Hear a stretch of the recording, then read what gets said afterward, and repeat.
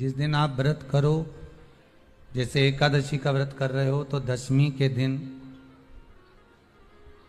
शाम का समय जब आवे, रात्रि जब होने लगे, शाम का समय आवे और रात्रि का आप जब भोजन ग्रहण करो, तो उस भोजन में कोई ऐसा पदार्थ ग्रहण मत करिए जिस पदार्थ के कारण आपकी एकादशी बिगड़ जाए।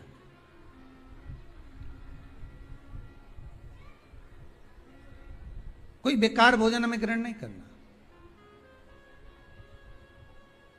श्रेष्ठ भोजन ग्रहण करिए दशमी के।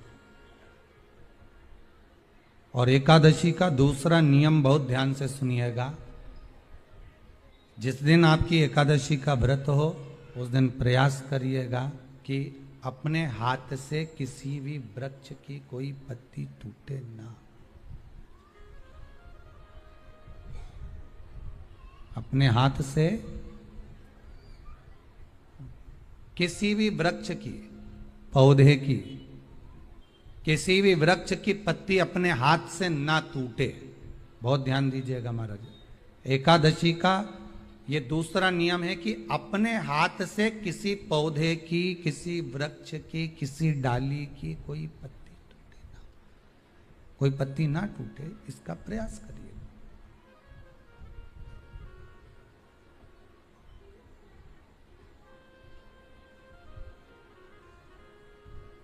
कितना सुंदर व्याख्यान कहा है, कितना सुंदर वर्णन है महाराज,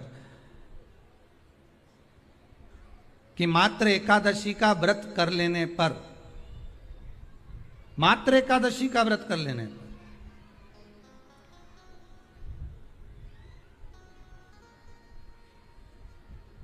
जो पूर्व में किया गया हमारा पाप कर्म है, हमने किसी जीव की हत्या करी है, हमने किसी को कष्ट प्रदान करा है, हमने किसी को अपशब्द कहा है, हमने किसी को ताने दिए, हमने किसी को आड़ा टेढ़ा कहा है, हमने किसी को गालियां दे दी है, मात्र एकादशी का व्रत ही कर लेने पर ये सारे जो दोष हैं वो समाप्त हो जाते हैं।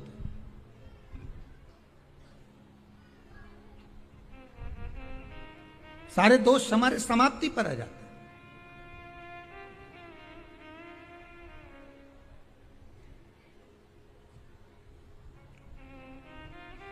अब एक विचार करिएगा थोड़ा सा अपने मन में, अपने चित्त में, अपनी वृत्ति में एक बात उतारिएगा। एक अपने मन में एक बात को उतार कर रखिएगा कि आप अपने पाप को, अपने पाप कर्म को जिस दिन क्षीण करने वाले हो, समाप्त करने वाले हो, अपने पाप को आप जिस दिन समाप्ति पर लेकर जा रहे हो, तो उसके एक दिन पहले आपको प्रसन्नता होना चाहिए कि नहीं होना चाहिए कि कल मेरा पाप कटने वाला है, कल मेरा पाप समाप्त होने वाला है, जो मैंने पाप कर्म करा है वो समाप्त होगा, जो मैंने पाप कर्म करा है वो कल समाप्त हो जाएगा। तो एक दिन पहले आपके चेहरे पर प्रसन्नता हो कि ना हो?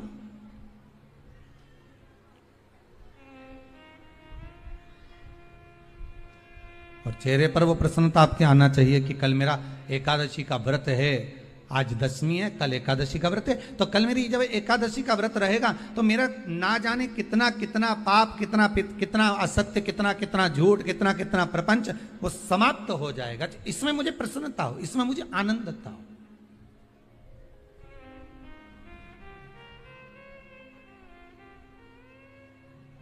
तो क्या कहा गया कि प्रयास करिएगा कि एकादशी के दिन कोई वृक्ष की, कोई डाली की, कोई कोपल की कोई पत्ती ना तोड़ी जाए।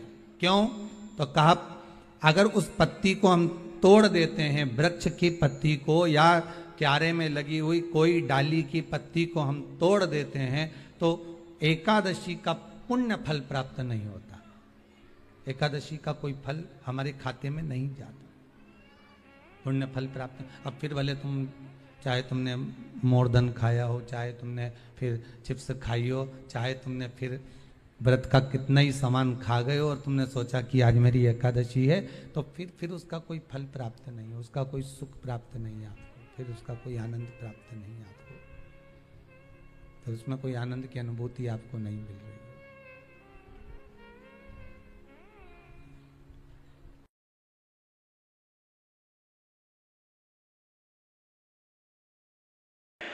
एकादशी के दिन गंगा के जल में 7 बेलपत्री डालकर जो नंदीश्वर भगवान अर्थात जो शंकर जी के शिवलिंग के सामने नंदी होता है, उस नंदी के चरण पर गंगा का जल चढ़ाकर बेलपत्री शिव पर समर्पित कर देता है, उसके घर में रुपया रुकना चालू हो जाता है। फिर वो गलत जगह पर नहीं जाता, गलत स्थान पर वो धन जाएगा ही नहीं। कई लोग इसको धन के लिए भी करते हैं, संपदा के लिए। संपदा के लिए अर्थात जिसका व्यापार नहीं चलता, जिसके घर में पैसा नहीं आता, या नौकरी नहीं लग रही, या सर्विस नहीं लग रही, आप अप्लाई कर रहे हो, जगह जगह जाकर इंटरव्यू भी दे रहे हो और पैसा नहीं आता, तो उसके लिए भी प्रयास किया जाता है। पर उसके लिए यहाँ पर जो धन के लिए करते हैं, उसके लिए विष्णुपदी के लिए करते हैं। मतलब जैसे गंगा के जल में तुलसी के 11 पत्ते डाले जाते हैं और उसको किसी भी नारायण के मंदिर में राम कृष्ण शिव शंकर नहीं, राम कृष्ण भगवान विष्णु दत्त आदि जितने नारायण के मंदिर हैं, उस मंदिर में किसी भी पात्र में, एक छोटे से पात्र में उसको भरकर रखी जाते हैं महाराज। उससे भी जॉब सर्विस नौकरी में सफलता प्राप्त हो जाती है। परंतु वो भी एकादशी को ही होता है। कुछ देर तक पात्र को रखा जाता है, फिर वही पात्र का जल किसी भी वृक्ष के नीचे डाल दिया जाता है, उससे भी नौकरी के लिए फायदा मिलता है। गंगा का जल कोई साधारण नहीं। बेटा अगर व्यसन में पड़ा हुआ है, मदिरापान में पड़ा हुआ है, मांसाहार में, जुए आदि में जा रहा है, तुम्हें लग रहा है कि मेरा बेटा गलत मार्ग पर जा रहा है, ये मित्र दोस्ती गलत हो रही है, वो सही जगह पर आ जाए। करना है एकादशी। जिसके यहाँ लक्ष्मी नहीं गिरती हो, पैसा घर में नहीं आता हो, बहुत चिंता लगी रहती हो, लक्ष्मी से जुड़ी हुई, व्यापार से जुड़ी हुई, पैसा आ ही नहीं गया, बहुत मेहनत कर रहे हो, बेलपत्री के पेड़ के नीचे एक घी का दिया लगाना चालू कर दीजिए। शाम शाम थोड़ी सी मिट्टी बेलपत्री के पेड़ के नीचे की उठा कर लिया, घर के अंदर लाकर इतनी सी मिट्टी लाकर पटक दीजिए। 5 सोमवार करके देखो, छठे सोमवार पे करने की जरूरत नहीं पड़ेगी, व्यापार अपने आप बढ़ना चालू कर दिया। शिव महापुराण कर रही है, शंकर की कथा कर रही है। एक छोटा सा उपाय अवश्य करिएगा। हंडी को घी में भिगोकर अपनी कामना कर कर भगवान के सामने दिए में रखकर जला देता है, दिए की तरह उससे आरती उतार देता है।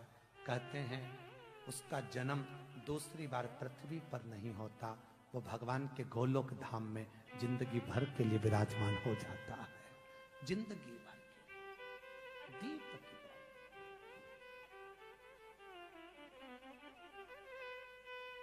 विष्णु पुराण किस किसने सुनी है? हाथ उठा। विष्णु पुराण का 5वां अंश कार्तिक खंड वर्णन करता है, या स्कंद पुराण का कार्तिक खंड को उठा लीजिए, वो वर्णन करता है 24 तरह के दिए होते हैं। कितने तरह के? 24 तरह के दीप होते हैं। उस दीप में सर्वाधिक श्रेष्ठ दीप होता है तुलसी दल का, तुलसी की डंडी से जो प्रकट किया जाए। बत्तियों का भी क्रम है, एक लंबी बत्ती होती है, एक गोल बत्ती होती है। होती कि नहीं होती? लंबी और गोल। ये वाला स्पीकर बंद है, बार बार बंद हो रहा है, बार बार चालू हो रहा है, उसको देखिए जरा। बत्ती एक गोल होती है, एक लंबी होती है। गोल बत्ती और लंबी बत्ती में अंतर होता है, बहुत जमीन आसमान का अंतर है, बहुत ध्यान देना इसका। गोल बत्ती किस किस देवी देवता पे लगती है और लंबी बत्ती किस किस देवी देवता पे लगती है, तो स्कंद पुराण और विष्णु पुराण दोनों कहती है जो लंबी बत्ती होती है वो पितरों की जगह पर, पूर्वजों की जगह पर, पूर्वजों की जगह पर, बड़ के पेड़ के नीचे, पीपल के पेड़ के नीचे लंबी बत्ती का प्रमाण है। किसी देवी के स्थान पर, जो देवी की पूजन करते हैं, जगदम्बा की पूजन करते हो, पार्वती की करते हो, लक्ष्मी की करते हो, कुल देवी का स्मरण करते हो, लंबी बत्ती का प्रमाण। और जो गोल बत्ती होती है वो गोल बत्ती का प्रमाण किसी हनुमान मंदिर, राम मंदिर, शिव मंदिर, जितने देवताओं के मंदिर हैं वहां पर गोल बत्ती का प्रमाण। लंबी बत्ती देवी के स्थान पर इसलिए जलाई जाती है क्योंकि देवी वंश की और लक्ष्मी की वृद्धि करती है, तो लक्ष्मी और वंश बड़ा होना चाहिए, लंबा होना चाहिए। और देवता के सामने गोल बत्ती इसलिए लगाई जाती है कि हमारा मन, ये चित्त, ये वृत्ति आपके चरणों में टिकी रहे और एक दिन हम भी वैकुंठ का वास करें, इसलिए गोल बत्ती लगाई जाती है। एक सहस्त्र बत्ती होती है, करें दर्शन कभी? यहाँ पे माताएं बैठ बैठ के बनाती रहती है 100 बत्ती, 108 बत्ती, 108 बत्ती बनाकर भगवान के सामने। उसका क्या प्रमाण है? कौन से पुराण में लिखा है कि 108 और सहस्त्रावली बत्ती लगाई जाए? तो स्कंद पुराण में कार्तिक खंड के अंदर स्पष्ट किया गया, सहस्त्रावली बत्ती, 108 लंबी बत्तियों का जो प्रमाण है, वो कहते हैं कि जिस व्यक्ति ने किसी तीर्थ को ना करा हो, पूरे तीर्थ नहीं गए हो, सारे तीर्थों का स्नान नहीं करा हो, किसी तीर्थ में दर्शन करने से वंचित रह गए हो, तो 108 बत्ती की एक बत्ती बनाकर किसी नारायण के मंदिर में, शिव मंदिर में, देवी के मंदिर नहीं, केवल देवता के मंदिर में अगर उसको घी में भिगोकर प्रज्वलित कर दिया जाता है तो सारे तीर्थों के दर्शन का फल उस जीव को प्राप्त हो जाता है। उसको सहस्त्रावली बत्ती।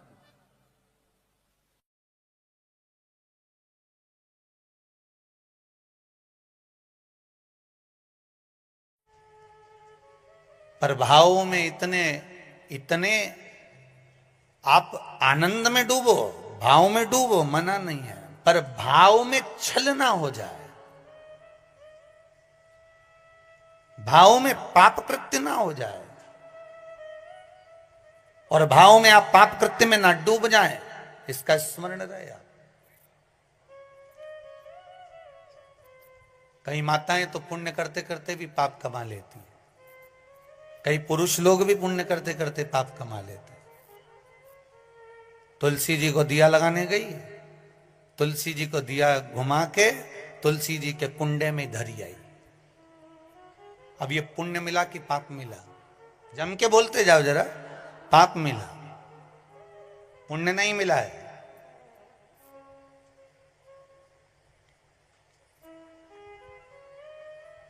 इसको पुण्य कमाना नहीं कहा। जिस तुलसी के क्यारे में तुमने दिया रखा, तुलसी मैया ही मन में सोच रही काय को आ गई, रोज शाम पड़ आया जाती है, मन को इतना घबरा देती है कि आग लगा के जाएगी। पवन देवता से रोज विनती करती हूं कि ये दिया जलाए और तू हवा चला। तो तुम जब जब दिया लगाने जाती हो तो इतनी देर से हवा नहीं चलेगी, पर दिया लगाने बैठी कि हवा चली। वह हवा क्यों चले? कि मैया तुलसी भी भगवान से के थोड़ी चला दो, नी जले इसकी माचिस, ये आग लगा के मारेगी। पुण्य कमाने का मन में विचार था, मालूम पड़े पाप कमा कर जा रहे हो तो उसका कोई भाव नहीं है, उसका कोई आनंद नहीं है, उसका कोई लाभ नहीं है महाराज जी हो, उसकी कोई श्रेष्ठता नहीं है। ये सबसे पहला नियम एकादशी व्रत का सबसे पहला नियम है कि आप जिस दिन व्रत करो उसके एक दिन पहले भक्ति का संचार इस हृदय में कर लो। भक्ति का संचार इस